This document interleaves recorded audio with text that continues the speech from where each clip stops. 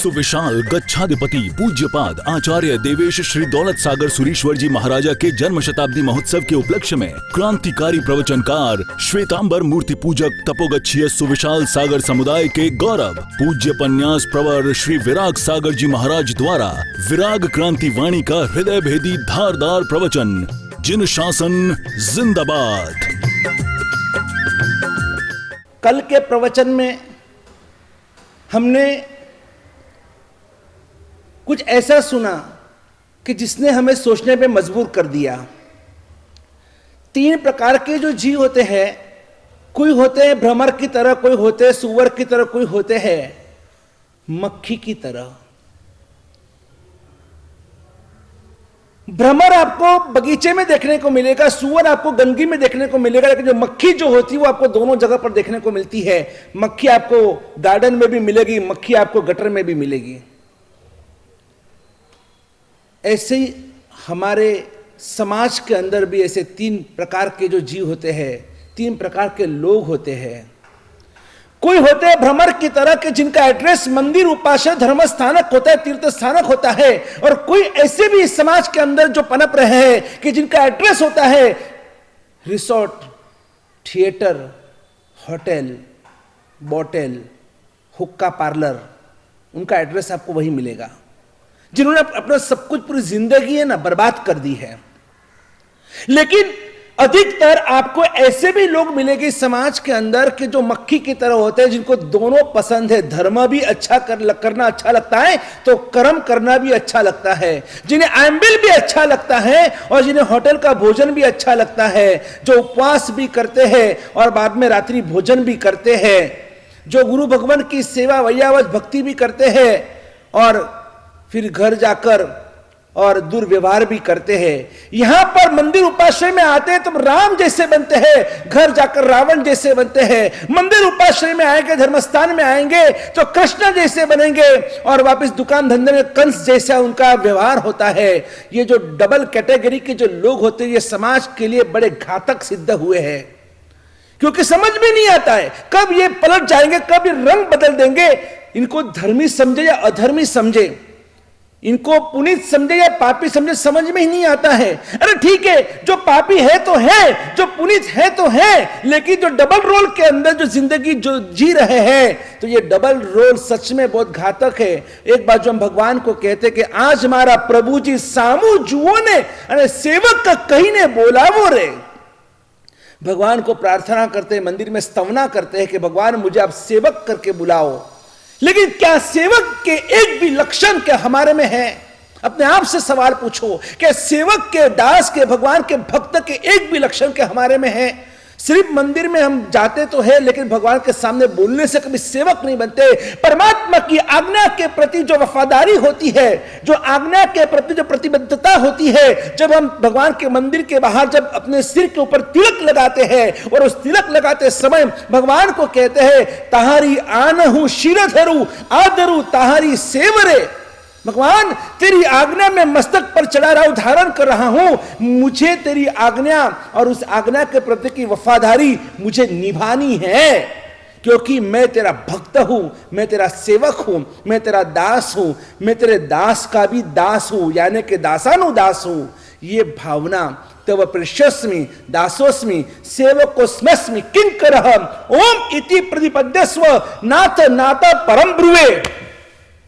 इस श्लोक के अंदर लिखा है कि भगवान एक बार तू मुझे सेवक करके बुला, एक बार तेरा दास करके बुला, क्योंकि मुझे पता है कि भगवान का जो दास होता है ना, कभी जिंदगी में उदास हो ही नहीं सकता है।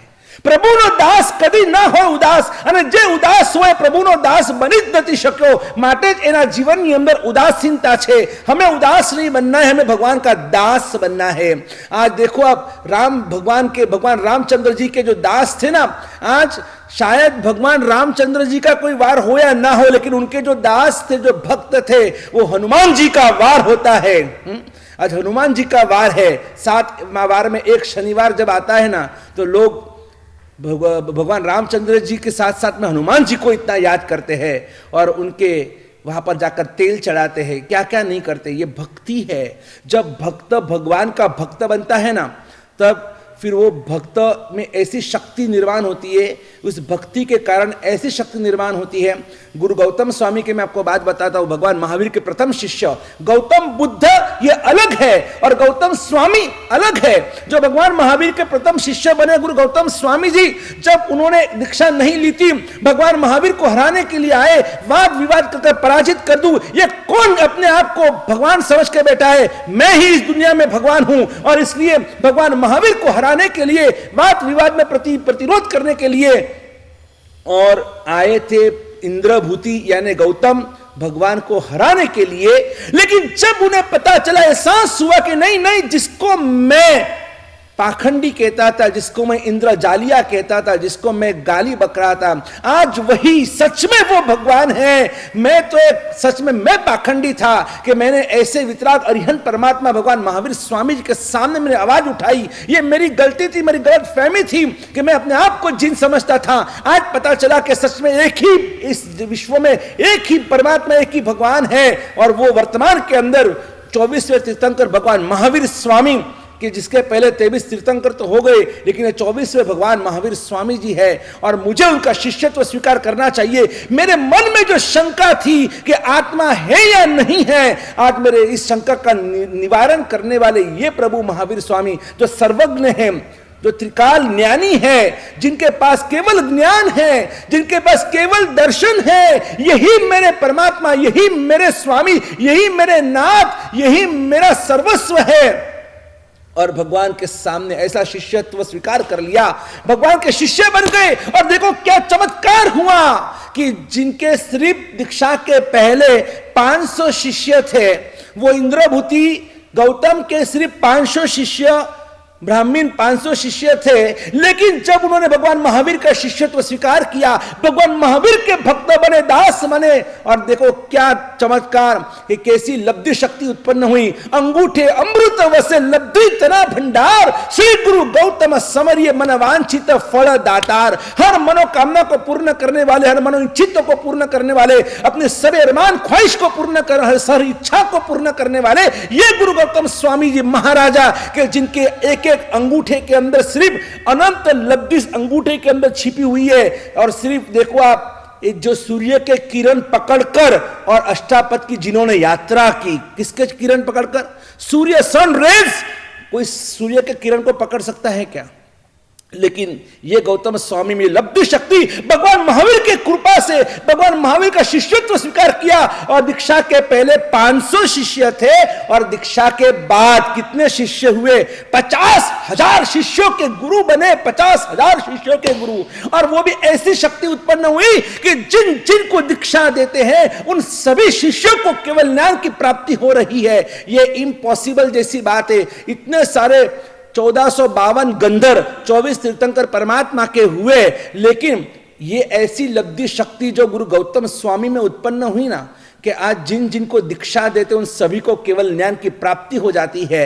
दीक्षा देना स्वाभाविक है, लेकिन सभी को केवल ज्ञान होना ये अस्वाभाविक बात थी। ये एक इतिहास की एक दुर्लभ घटना थी जो गुरु गौतम स्वामी के जीवन के अंदर हमको देखने को मिलती है। ये प्रभाव, ये चमत्कार, ये जो भी कुछ आप समझो, ये ताकत आई कहां से? भगवान महावीर के प्रति के समर्पण भाव से आई है। कहां थे और कहां पहुंच गए। और इसीलिए कहना चाहता हूं, देव और गुरु को अपने जीवन का सर्वस्व मान लो। आपको किसी को खुश करने की जरूरत नहीं है। You cannot please each and everybody, but just please the God and everybody will be pleased. किसी को आपको खुश करने की आवश्यकता नहीं है। हर किसी को खुश करने जाएंगे, इसको खुश कर दो ये नाखुश हो जाएगा, इसको खुश कर दो ये नाखुश हो जाएगा। आप किसी को भी संतोष दे ही नहीं सकते हैं।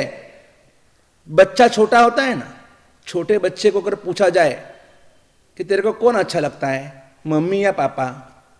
अब वो बोलेगा मुझे पापा अच्छे लगते हैं, तो मम्मी नाराज। वो बोलेगा मुझे मम्मी अच्छी लगती है, तो पापा नाराज। और इन दोनों की नाराजगी में फिर कौन पिसता है? बच्चा। चटनी तो उसकी होती है। आप किसी को भी आप संतोष दे ही नहीं सकते हैं। और इसीलिए हमेशा परमात्मा को आप खुश करो।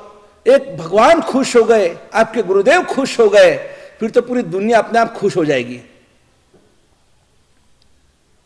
नमो अरिहंतानम, इस पद को हम बचपन से आज तक बोलते आए हैं। आपको पता है इस नमो अरिहंतारम का अर्थ क्या होता है, मीनिंग क्या होता है? नमो अरिहंतारम का मतलब हम निकालते हैं कि अरिहंत परमात्मा को मेरा नमस्कार हो। मैंने आपको अर्थ पूछा है कि इसका अर्थ क्या होता है, तो आप बताएंगे कि श्री अरिहंत परमात्मा को मेरा नमस्कार हो। यह अर्थ नहीं है, यह उसका ट्रांसलेशन किया आपने।